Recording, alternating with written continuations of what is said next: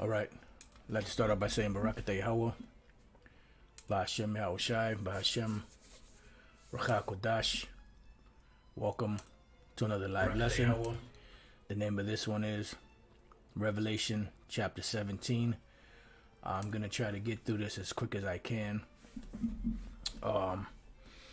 So we're just going to get right into it. This is dealing with Revelation, the 17th chapter.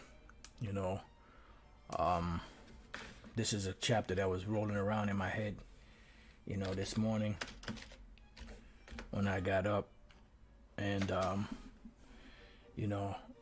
it is a very important chapter to know, to be able to understand what's going on in the world today.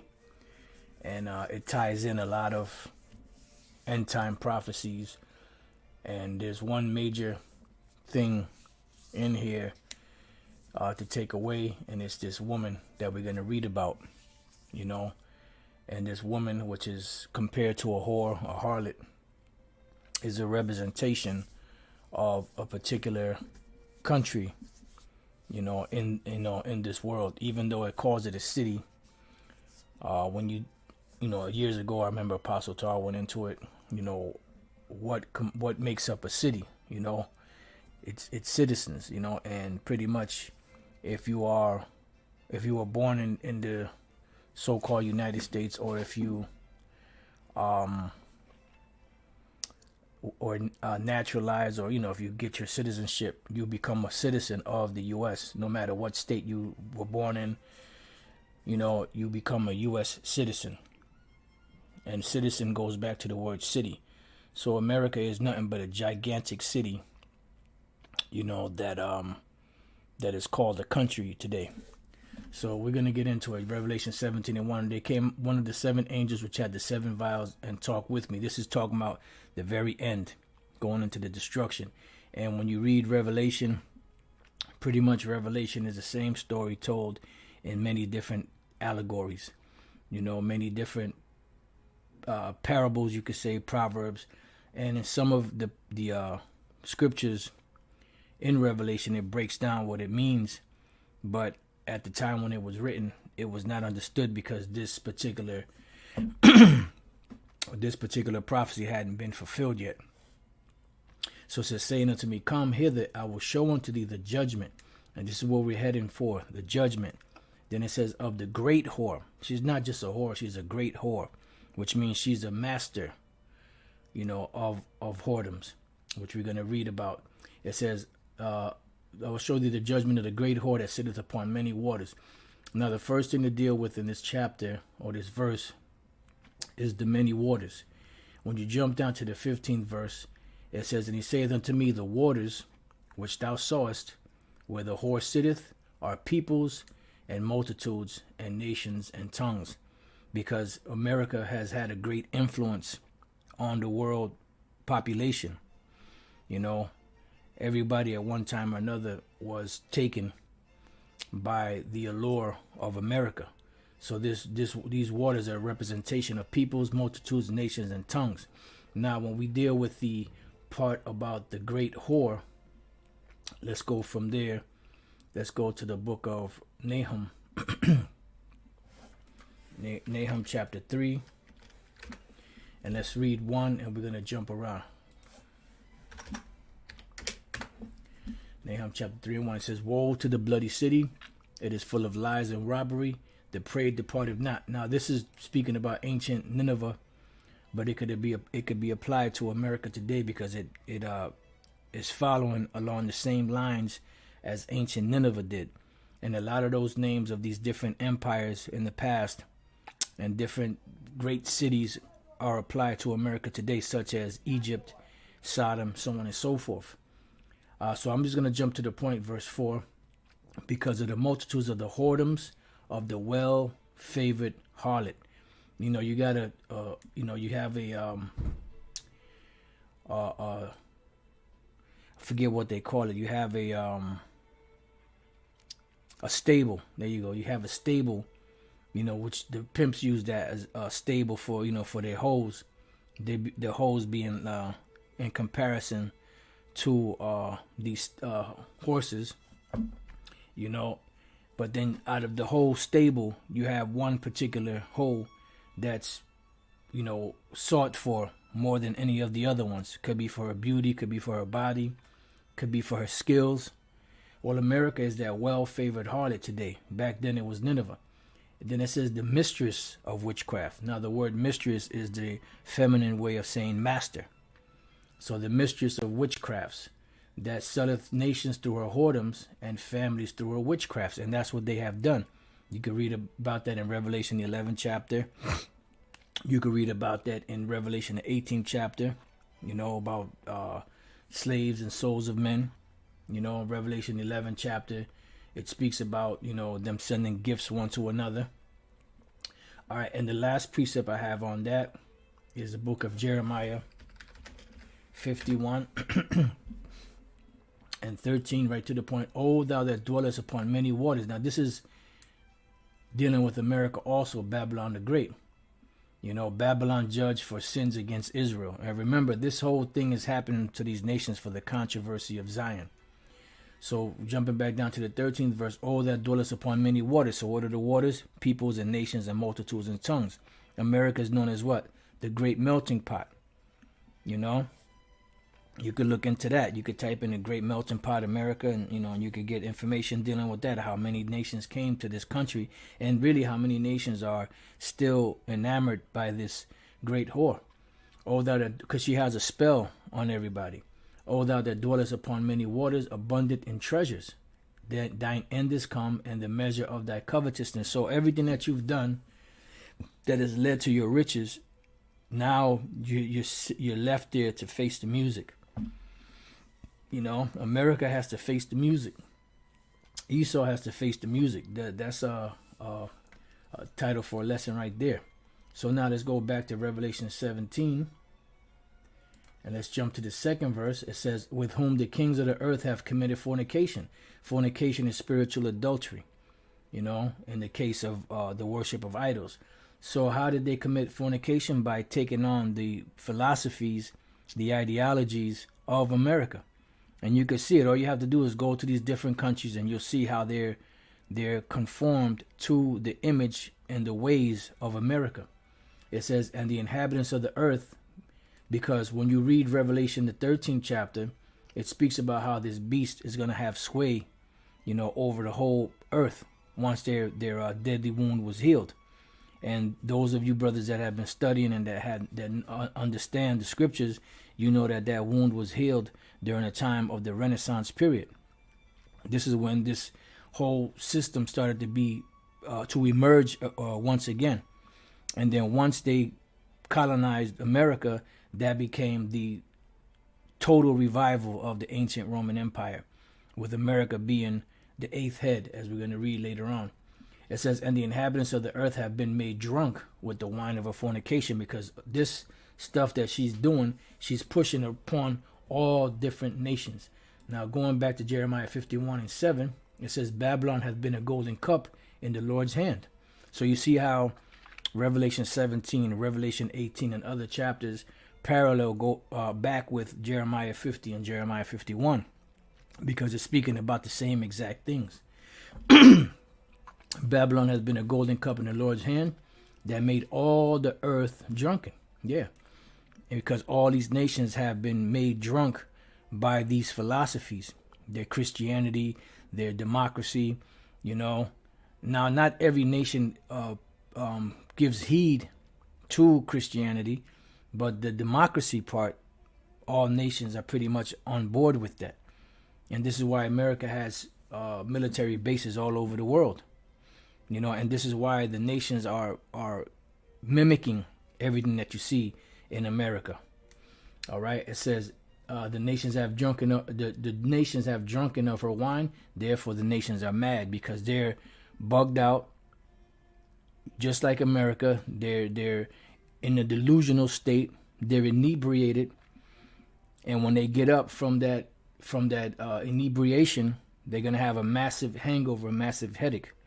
And they're going to be totally pissed off that they were taken by this whore. But the Most High gave this whore that allure. Remember, this is the baddest bitch in the stable. So she got the highest stilettos. She got the most expensive attire on, the most expensive perfumes, the most expensive jewelry. You know, her hair costs the most. It takes a long time to have it done. And she is desired. Even to this day, even though a lot of nations hate her, she is still desired for her plenteousness, you know, for her riches. All right, now let's go from there back to Revelation 17. Now let's go to the 3rd verse, because it says, with whom the kings of the earth have committed fornication, and the inhabitants of the earth have been made drunk with the wine of a fornication. They've been drunk off this Babylon juice. So he carried me away in the spirit into the wilderness, and I saw a woman sit upon a scarlet-colored beast. Now, what is the scarlet-colored beast? The scarlet-colored beast is that beast with 7 heads and 10 horns. You know, this doesn't represent America. The beast with 7 heads and 10 horns is separate from America, but America is a part of it through the 7 heads, and we'll explain that later. So the scarlet-colored beast, let's go from there to the book of Revelation 12 and 3. It says, and there appeared another wonder in heaven, and behold, a great red dragon. In one place it calls it red, another place it calls it scarlet, colored beast. Then it says here, what? Great red dragon, Babylon the Great, that great city. So there are a lot of things, you know, that are attached to these different scenarios in the scriptures that tie each other together. You know, it's the spirit that has to guide you to be able to see it.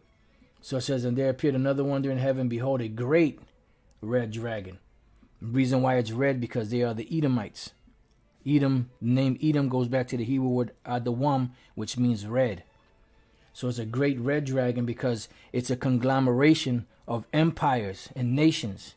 So it's very great. And it's a dragon because a dragon is known for its fierceness and for its keenness. See, it says having 7 heads and 10 horns. Now the 7 heads are the Greeks, the Romans, the Spanish, the French, Germania Major, Germania Minor, and Britain. I believe that's all 7. The Greeks, the Spanish, the French, the Romans, Germania Major, Germania Minor, and the British, yeah. And then the 10 horns represent the EU. You know, their original 10 members, even though it was 12, it's really 10 because Ireland and the UK are 1 and Portugal and Spain are 1. They just broke it up into 2. All right. So it says having 7 heads and 10 horns and 7 crowns upon his heads, because the 7 crowns is a representation of, it's empirical representation, you know, of empires, you know, that ruled. All right. Now let's go back. Matter of fact, I'm sorry, before we go back, let's go to Revelation 13 and 1. And I stood upon the stand of the sea. This is the Apostle John on the island of Patmos, which is in the Mediterranean Sea, you know, and, you know, the other surrounding seas there, and saw a beast rise up out of the sea. So he actually saw this rising up out of the sea. He actually saw a beast coming out of the sea having 7 heads and 10 horns. But this beast having 7 heads and 10 horns is a representation of kingdoms that would rule, and inferior kingdoms that would rule jointly with them. Okay, and this is what he saw, and this is what it represented. And when we read the rest of Revelation 17, it breaks it down upon who these 7 heads and 10 horns are, and upon the horns 10 crowns, because these 10 crowns are a representation that these 10 heads or horns would be in power. And we've seen these 10 horns in power since 1958. Which is a representation of the European Union. Back then was known as the EEC or ECC, the European EEC, European Economic Community. And upon his heads the names of blasphemy, because America had, and the Edomite Empire, when they came out from the caves, not the caves, they came out of that prison sentence, that dark cloud, they started to deceive the whole world, making the world believe that they're the Most High, that they're Yahweh Shai, that they're the angels, that they're the people of the Lord. And they've deceived the whole world. You know, so that's a part of the names of blasphemy. Okay, so now let's go back to Revelation 17. And let's go to Back again, it says, so he carried me away in the spirit into the wilderness, and I saw a woman sit upon a scarlet-colored beast, full of names of blasphemy, having 7 heads and 10 horns. And the woman was arrayed in purple and scarlet color. Now, the purple and scarlet color is a representation of her costliness. You know, matter of fact, before we read on, let's go to Revelation 18. I want to find a precept first in here. All right, Revelation 18 and 19, and then we're going to jump back up. It says, and they cast dust on their heads and cried, weeping and wailing, saying, alas, alas, that great city. See, great city, Babylon the Great, great red dragon, this great city that ruleth over the kings of the earth, wherein were made rich all that had ships in the sea by reason of her costliness. For in 1 hour she made desolate. So her costliness is what this is a representation of, the scarlet and the purple and scarlet color. So going back, now we jump back up to the 12th verse. I'll start at 11. And the merchants of the earth shall weep and mourn over her, for no man buyeth their merchandise anymore. And this is how these nations are getting rich. And this is why they don't mind selling out. They don't mind sipping of that cup, because of the benefits that come with it. But it also comes with judgments. It says, the merchandise of gold and silver and precious stones and of pearls and of fine linen and purple and silk and scarlet and all the iron wood and all manner of vessels of ivory and all manner of vessels of most precious wood and of brass and iron and marble. So that is a representation of her splendor. Revelation 17 and 4, and the woman was arrayed in purple and scarlet color and decked with gold and precious stones and pearls. So we just read about that. Having a golden cup in her hand, which is that cup, the Babylonian juice that all nations are drinking, including 2/3 of Israel here in America, and even Israelites that know that they're Israelites, full of abominations and filthiness of a fornication. And what are these abominations and filthiness of a fornication? That's dealing with pretty much do what you want to do. You want to be a homo, you want to be a lesbian, you want to be a pedophile, a zoophile, you want to be a freak. You know, you want to be a transvestite, you want to be an alphabet person, you could do whatever you want here in America, because this is spiritually Sodom in Egypt. It says, and upon her forehead was a name written, mystery. So this is a mystery as to what this is. It says Babylon the Great, because it's the greatest, because Babylon represents confusion. So America is the greatest conglomeration of confusion on the planet. Everything is turned upside down here. More to him that call evil good and good evil. The mother of harlots, because you can do whatever you want here. You can worship whoever you want. You know, harlot is also symbolic of what? The Lord told Israel, I know that thou hadst a whore's forehead, because they will bow down to every different idol. So here in America, you could be whatever you want to be. You want to be a Buddhist. You want to worship trees. You want to worship lizards. You want to worship whatever you want to worship. You could do it here. So it's the mother of harlots and abominations of the earth. You know, all you have to do is look to the alphabet people to understand that. And when you break Babylon the Great, mother of harlots, and abominations of the earth down, in the Hebrew, they each break down to 666. I did a video on it years ago. I'm not sure if I re-uploaded it back on here, but if you type in, I'm pretty sure if you type in Revelation 17 and 5, it may come up. If I remember, I'll check and maybe upload that video here. It's 2 parts. You know, Lord's will, I could upload it, and you know, those of you that are not familiar with it can watch it and get some understanding on it. And I saw the woman drunken with the blood of the saints. So who's the woman? America. How was she drunken with the blood of the saints? Look what she did to Gad. Look what she did to Reuben. Look what she did to Issachar, Ephraim, the other tribes. And look what she did to Judah, Benjamin, and Levi when she brought them over to this side of the world. Because these are the saints of the Lord. You know, and this is what she did. She was drunken with the blood. So much so that she wiped out a good portion, but the Lord left a remnant. It says, and with the blood of the martyrs of Yahushua, because you've had prophets that have died here in America, you know, at the behest, even though indirectly, some Jakes killed some of the martyrs, so some of the witnesses. It was based off of the freedom of the mother of harlots that she gave these Jakes to worship. whatever they wanted to. And when I saw her, I wondered with great admiration. Yeah, because she was alluring. And this is why the angel cursed out John for this. She was very alluring, and America is very alluring to the world. That's why they call it the Golden City, you know. And the benefits, you know, to them is the most important thing.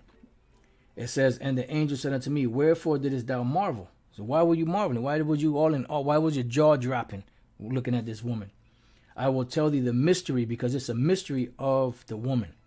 So this is not an actual woman, but it's an allegory of a particular country.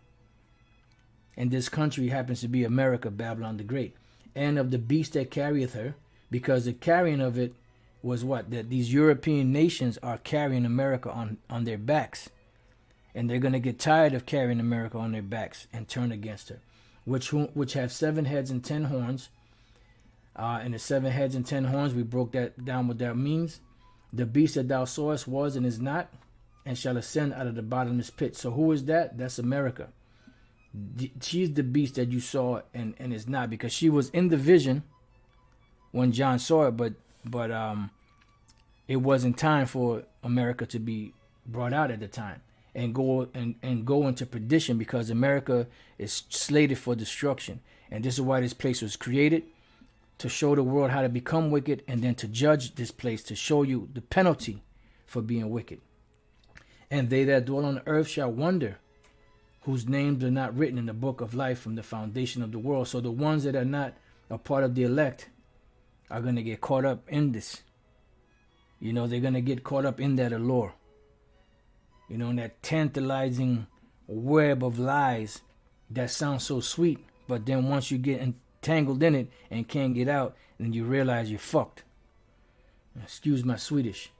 When they behold the beast that was and is not and yet is, which is America. Because once America came into play on the earth, that began the end of the end. So it says, and here's the mind which has wisdom. So now the Lord is using an angel to break it down to John what this means. But even back then, John didn't understand. The 7 heads are 7 mountains. Now a mountain is a representation of government. So these 7 heads are a representation of 7 mountains, or 7 major governments among the European nations. And this is why it calls it the scarlet whore, or the great red dragon, on which the woman sitteth, and they're carrying America. And there are 7 kings, 5 are fallen, the 5 that were fallen, because remember, when this was given, you had these 7 heads that were there, or some of them were there, but they were there in their ancient names. So the 5 that were fallen were the Greeks, the Spanish, the French, Germanian Major, and Germanian Minor. Those are the 5 that fell, and one is, because at the time when John had the vision, it was who? The Roman Empire that was ruling. And the other is not yet come. When the other one that's not yet come is the British Empire. And when he cometh, he must continue a short space, and they did. Because from there, that's where America catapulted from them. And this is why they were able to so-called break away, so-called physically, but behind the scenes, you know, England is still running things behind the scenes. It says, and the beast that was and is not, which is America, even he is the 8th and is of the 7, because America was the 8th head that came from among the 7. Now, let's go real quick to the book of Daniel 7, because I got to get ready to close out. Daniel 7. It's Daniel 7 and 7. Right? Let me see where we at. Yep, Daniel 7 and 7. As a matter of fact, I'm going to just go straight to the point. 8. I considered the 10 horns, and behold, because this 4th beast is dealing with the Roman Empire. I considered the 10 horns, which we already broke that down, the European Union, and behold, they came up among them, what? Another little horn. So who was that other little horn? That was America that came out of that European Union. Now, this is dealing with the 10 horns, but when we read in Revelation 17, it spoke about the 7 heads and the 8th head coming out of them. This is the same thing, but just in a different analogy. So among them, and there came up among them another little horn, before whom there were 3 of the first horns plucked by the roots. And those 3 horns that were plucked by the roots were the French, the Spanish, and the British, who were the ones that had colonized, for the most part, that colonized this part of the world. And America took them out of here. You had the Spanish-American War, you had the French-American War, and then you had the War of Independence. All right? So these were the 3. And behold, in his horns were the eyes like the eyes of man, because that represents wisdom. The scriptures say that the wisdom of these devils hath corrupted them. They're wiser than Daniel. And a mouth speaking great things. And that mouth speaking great things goes back to Revelation 13:1. Goes back to Revelation 17 about the mouth speaking great things and blasphemy. All right. Now going back to Revelation 17:11. And the beast that was and is not, even he is the 8th and is of the 7, and goeth into perdition. So the moment that America came into power is the moment that she started dying. It says, and the 10 horns which thou sawest are 10 kings, which is letting you know that it was 10 empires that were going to raise up, that were going to be ruled by these 10 kings. And a king doesn't necessarily represent an actual king. It represents a leader, because all of these different nations have leaders over them, whatever their title may be. But they're known as the kings or nobles, in the scriptures. It says, which have received no kingdom as yet, but received power as kings 1 hour with the beast. And that was a representation of when they came into power.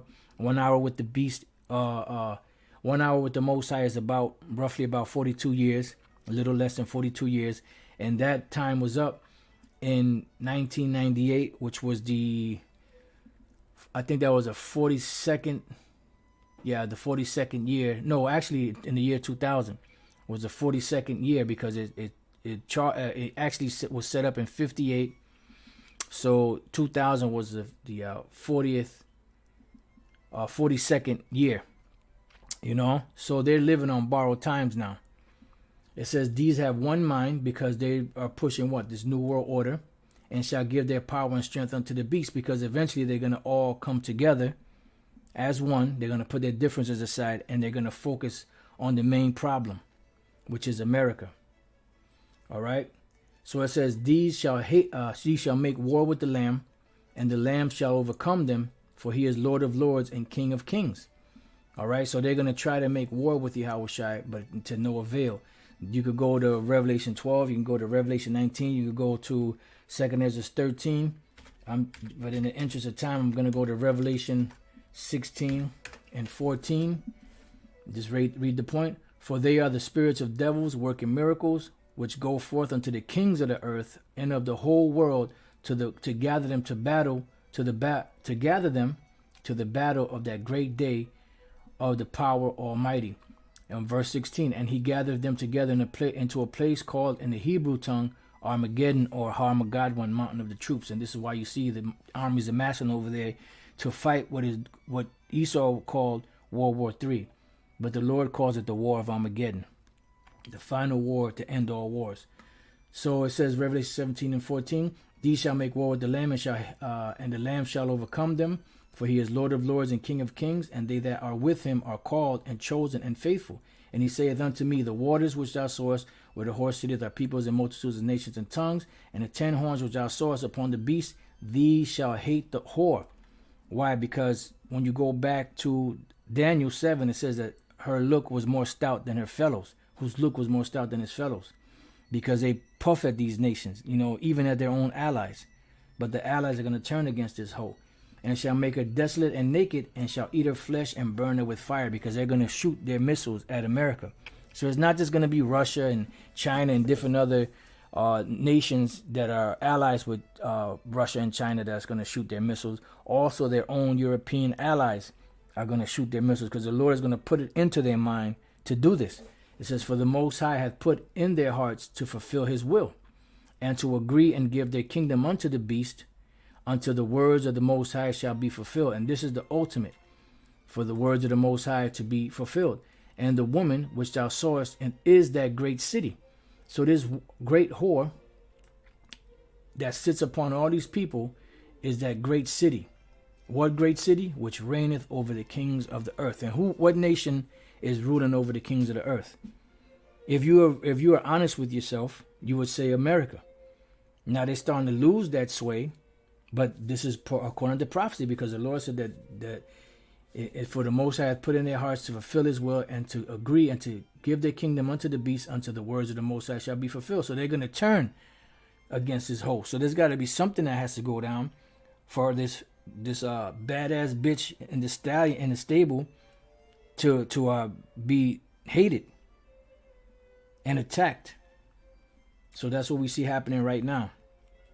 So with that, I pray that your brothers have been edified. To the next time I say, Shalom.